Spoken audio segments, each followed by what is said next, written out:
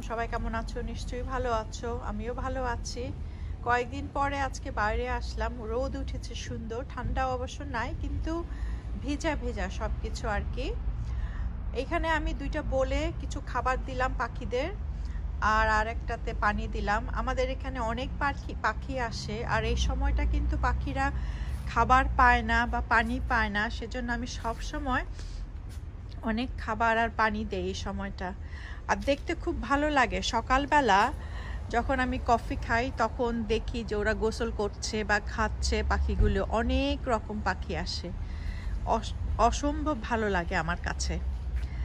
আর আমার এই গাছটাও ফুল ফুটে যাচ্ছে, আশা করি ঠান্ডা আসার আগে ফুলটা ফুটে যাবে, কারণ বেশি ঠান্ডা পড়লে তখন কিন্তু আর ফুটবে না। আর এই গাছের পাতাগুলি অসম্ভব শার্প, মনে হয় যে সুইয়ের মতো, কাছে গেলে গায়ে লাগলে মনে হয় সুই লেগেছে গায়ে, কিন্তু খুবই সুন্দর দেখতে। আর আজকে আমি কিছু বিচি সেভ করেছি। এখন থেকে আমাদের কিন্তু বিচি সেভ করতে হবে, আমরা যারা বাগান করি আর কি, যারা তরকারি লাগাই বা ফ্রুটস লাগাই। তো আমার বাসায় যে ভেজিটেবলগুলি আসে সেখান থেকে আমি কিছু কিছু বিচি সেভ করছি, সেইগুলি তোমাদের সাথে শেয়ার করব। আর একটা মজার রেসিপি শেয়ার করব তোমাদের সাথে আজকে, এটা ভালো লাগবে আশা করি তোমাদের, খুবই মজার। দেখো আমার কফি কাপ নিয়ে এসেছি, গার্ডেন থেকে চলে আসছি। এখন 5টাও বাজে নাই, 10 মিনিট বাকি আছে 5টার, একদম অন্ধকার বাইরে এখন। তো এখন আমি তোমাদের সাথে শেয়ার করব আমি যে বিচিগুলি সেভ করছি আগামী বছরের জন্য, সেইটাই শেয়ার করব কিছুটা। অনেকের কাছে এটা বোরিং লাগবে, আসলে যারা বাগান করে না তাদের জন্য এটা বোরিংয়ে লাগবে, কিন্তু আমি ভাবলাম যে আমি যখন এই বিচিগুলি আজকেই খুলেছি আর কি। এইটা হলো বাটারনাট স্কোয়াশ, যেটা আমাদের এখানে আমরা পাই। এটা অনেকটা মিষ্টি কুমড়ার মতো, কিন্তু অনেক সুইট আর ছোট হয়। তো এই বিচিগুলি খুলে আমি একটু জানালার কাছে রেখেছিলাম শুকনা করার জন্য, কারণ যে কোনো বিচি যদি না শুকায় এগুলিতে কিন্তু নষ্ট হয়ে যাবে, ফাঙ্গাস পড়ে যাবে, কাজেই সেগুলি কোনো কাজে লাগবে না। তো বিচিগুলি আগে খুলে শুকায় নিতে হবে। আর এইটা আমি আজকে লাল ক্যাপসিকামের বিচিগুলি আমি রেখেছি, তো এগুলি খুলে রাখতে হবে। আমি যদি এটার মধ্যে রাখি তাহলে কিন্তু বিচিগুলি নষ্ট হয়ে যাবে, তো খুলে একটু ড্রাই করে রাখবো আমি। আর এগুলি ড্রাই হয়ে গেলে একটা ব্যাগের মধ্যে আমি রেখে দিব, কারণ বাইরে থাকলে তো এগুলি আবার টোকা হয়ে যেতে পারে। যেটা করব, আমি একটা বেগুন থেকে বিচি নিব। আমরা তো সবাই সব বিচি কিনে তারপরে লাগাই, কিন্তু মাঝে মাঝে বাসার যে হয় সেগুলি ট্রাই করলে কিন্তু ভালো লাগে আর কি, যে নিজে বাসার থেকে বেগুন বা যে কোনো জিনিসের বিচিগুলি আমরা নিচ্ছি আর কি। তো এটার মধ্যে বিচি আছে কিনা জানি না, আমি তো দেখি না এটার মধ্যে বিচি, আসলে এটার মধ্যে কোনো বিচিই নাই। এটা কি বিচি নিব আমি? ছোট ছোট যেগুলো আছে এগুলো তো কোনো কাজের না, এটা একদম ছোট বেগুন মনে হয় আমার কাছে। আচ্ছা এই দেখো কয়েকটা আছে, এই যে এই বিচিগুলি সেভ করা যাবে, এর চেয়ে ছোটগুলি কিন্তু সেভ করা যাবে না। আমি বিচিগুলি কিছু বের করে ফেলি। এই বেগুনটা আমি আজকে রান্না করব, তো ভাবলাম কিছু বিচি নিয়ে নিই। হ্যাঁ এই বিচিগুলি ঠিক আছে, এগুলি কিন্তু বড় বড় বিচি, এই যে 10-12টা গাছই হবে। এটা আমি এখন শুকাবো, উইন্ডোর উপর সাথে রেখে দিব, রেখে শুকাবো। আর এখন আমি একটা মজার জিনিস রান্না করে তোমাদের সাথে শেয়ার করব। তো এইগুলিকে আমি উইন্ডোর পাশে রেখে দিই শুকানোর জন্য। তো বেগুনগুলি কেটে নিই তাড়াতাড়ি, তা নাহলে এগুলি কালো হয়ে যাবে। কেটে তারপর ধুয়ে ফেলবো, বেগুন তো রাখা যায় না ভালোভাবে, নাহলে কালো হয়ে যায়। আর আজকে আমি রান্না করবো এই বেগুনগুলি দিয়ে চিংড়ি মাছের শুটকি আছে আমার কাছে, চিংড়ি মাছের শুটকি, যেটা আমার কাছে অসম্ভব ভালো লাগে কিন্তু খেতে। আর চিংড়ি শুটকি কিন্তু বেগুন দিয়ে ভালো লাগে। আসলে চিংড়ি শুটকি আমার কাছে সব কিছু দিয়ে ভালো লাগে। সেদিন মিষ্টি কুমড়া দিয়ে করেছিলাম, ওইটা অনেক ভালো লেগেছে। আর সাথে একটু আলু দিব এটার সাথে, তারপরে রান্না করব। তো এখানে আমি কিছুটা চিংড়ির শুটকি নিয়ে নিলাম। এগুলিকে আমি ভিজিয়ে রাখবো কিছুক্ষণ। ভিজিয়ে রাখলে হবে কি, চিংড়িগুলি তখন একটু ফুলে ফুলে উঠবে, তখন ফ্রেশ মনে হবে আর কি। তো কিছুক্ষণ, আধা ঘন্টা খানেক আমি এটাকে ভিজিয়ে রাখবো ঠান্ডা পানিতে আর কি, গরম পানিতে না, একটু ঠান্ডা পানিতে ভিজিয়ে রাখবো। তো এখানে আমি একটা পেঁয়াজ কেটে নিয়েছি। রসুন কিন্তু অনেক দেই আমি শুটকিতে, কারণ আমার কাছে রসুন ছাড়া শুটকি ভালো লাগে না, অনেক দিতে হয়। আর দিব হলো নাগামরিচ একটা, এটা আমার গাছের নাগামরিচ, এইটার বিচিও আমি রেখেছি। এই নাগামরিচ অত ঝাল হয় না, কিন্তু আমার কাছে দেখতে খুব ভালো লাগে। আর শুটকিতে আমি যখন রসুন দিই আমি কিন্তু কাটি না, আমি ছেঁচে নিই। ছেঁচে নিলে হয় কি, ওই রসুনের অয়েলটা বের হয়, গন্ধটা তখন অনেক বেশি হয়। আর কাটলে কিন্তু ওই গন্ধটা আসে না বেশি। এরকম ভাবে আমি ছেঁচে নিই, জাস্ট একটুখানি একটা ছাঁচা দেই আর কি। এরকম ভাবে করে করেই কাটবো, কারণ নাগামরিচের আমি এটার গন্ধটা চাই ঝালের চেয়ে। নাইস গন্ধ। এই বিচিগুলি আমি অনেক, এই যে বিচিগুলি আছে এই বিচিগুলি রাখলে, শুকিয়ে রাখলে কিন্তু এই যে অনেক বিচি, এখানে দেখো অনেকখানি বিচি। রান্না করতে চলে যাই। আর শুটকিটা দেখাচ্ছি, দেখো কি ফুলে ফুলে উঠছে। এটা আরো কিছুক্ষণ রাখবো আমি, আরো 10-15 মিনিট পরে রেখে তারপর ভালো মতো এটাকে ধুবো, কারণ এই চিংড়িতে কিন্তু মাটি থাকে অনেক। এখানে পেঁয়াজ দিয়ে দিলাম আমি পাতলার মধ্যে, একটুখানি ভাজা ভাজা করলেই মশলা দিব। আর শুটকিতে তো সব মশলা দিব না, এটা একটু লাল লাল হোক তারপরে আসছি আবার। আর আমি কয়েকটা ছোট আলু কেটে নিয়েছি। এই ছোট আলুগুলি কিন্তু শুটকি বা মুরগিতে দিলে ভালো লাগে, তো অল্প কয়েকটা, বেশি না।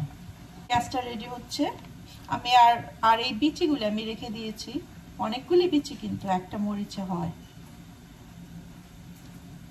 তো পেঁয়াজটা লাল হয়ে গেছে, এখন মশলাগুলি দিয়ে দিব। লবণ দিয়ে দিব, একটু হলুদ, আধা চামচ হলুদ দিব, কারণ তরকারি কিন্তু বেশি না এখানে। আর ধনিয়া দিব আধা চামচ,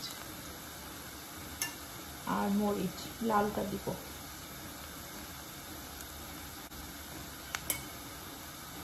আমি কিন্তু শুটকির তরকারিতে জিরা দেই না।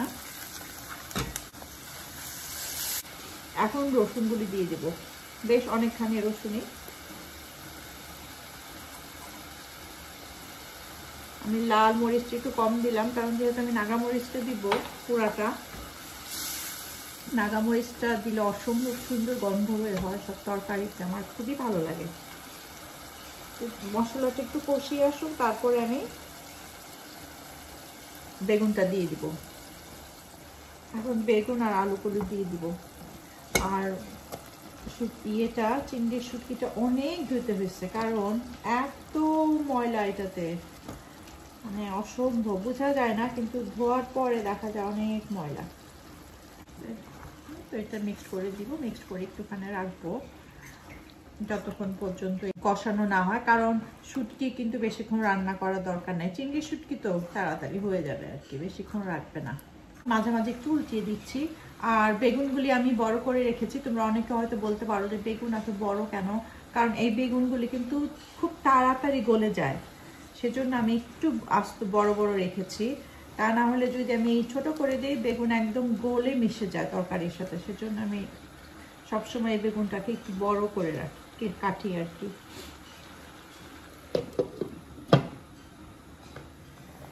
এদিকে আমি একটু ভুট্টা ভাজতেছি ইয়ে দিয়ে, মধু দিয়ে। তো এখন বেগুনটা কষে গেছে, দেখতে পাচ্ছ সুন্দর কালার হয়েছে কিন্তু বেগুনটার। আর চিংড়ি মাছের সাইজগুলি দেখো কত বড় বড় হয়েছে। এগুলি সবসময় ভিজিয়ে রাখলে কিন্তু নরমও হয় আর খেতে কিন্তু ভালো লাগে। তখন ভালোভাবে মিক্স করে নেব এটাকে। এখনো পানি দিব না, একটুখানি কষিয়ে নিব আর কি। দিলাম অল্প কয়েকটা, দেখো পাতিল ভর্তি হয়ে গেছে। গরম গরম খেতে খুব মজা লাগে আমার কাছে।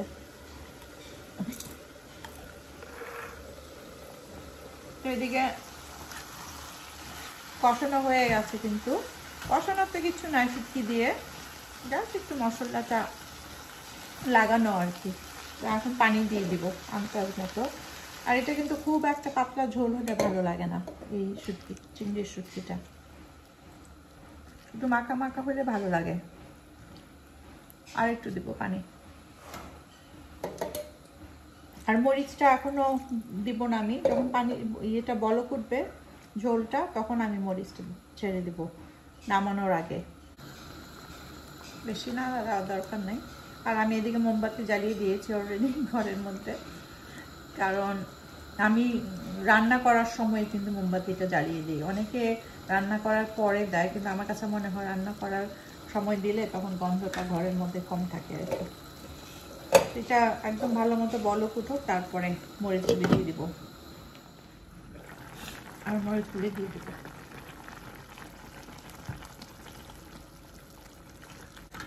হিটটা কিন্তু মিডিয়াম ইয়েতেই আছে হিট। তরকারিটা হয়ে গেছে দেখতে পাচ্ছ, তেলটা উপরে উঠে চলে আসছে, আর ঝোলটাও কিন্তু অত পাতলা না, একটু মাখা মাখাই হয়েছে। এখন আগুনটাকে অফ করে দিব। অফ করে তোমাদের তরকারিটা দেখাচ্ছি। আমি বাড়বো না কিন্তু, কারণ যেহেতু এখন খাবো না, আমি পাতিলার মধ্যেই তোমাদেরকে দেখাবো। তো এই দেখো শুটকিটা কত সুন্দর, দেখো কালারটা। এইটা দিয়ে তো আমি 2 প্লেট ভাত খেতে পারবো, কারণ শুটকি হলে আমার আর আসলে কিছু লাগে না। কিন্তু শুটকিটা আমার মনের মতো রান্না হতে হবে, যে কোনো শুটকি হলেই হবে না কিন্তু। আর চিংড়ি শুটকি আমার অনেক পছন্দ, আর এত ইজি, মানে কোনো ঝামেলাই নেই, পট করে করা যায়। আর ঘরও কিন্তু এত গন্ধ হয় না, কাজে কোনো অসুবিধা হয় না। তো আশা করি তোমাদের ভালো লেগেছে। তো সবাই ভালো থাকো, সুস্থ থাকো, অনেক দোয়া রইল তোমাদের জন্য। আর আবার তো ভুলে গেলাম তোমাদের থ্যাংক ইউ বলতে, যারা তোমরা সাপোর্ট করে আসছো আমাদেরকে, অনেক অনেক থ্যাংক ইউ। যারা সাবস্ক্রাইব করোনি, ভিডিওটা দেখছো, প্লিজ সাবস্ক্রাইব করো, কিন্তু ভিডিওটা দেখে করো। আর তোমরা যারা নতুন আমাকে সাবস্ক্রাইব করবে, আমি অটোমেটিকলি তোমাদের এখানে যাব, কিন্তু 1 দিন বা 2 দিন পরে যাব। তোমরা চিন্তা করবে না, আমি ইনশাল্লাহ সবার ঘরেই যাই, সবার ভিডিওই দেখি আমি। আর তোমরা সবার ঘরেই যাবে, সবার ভিডিও দেখবে, সবাইকে আমরা সাপোর্ট করব। তো সবাই ভালো থাকো, সুস্থ থাকো, আল্লাহ হাফেজ।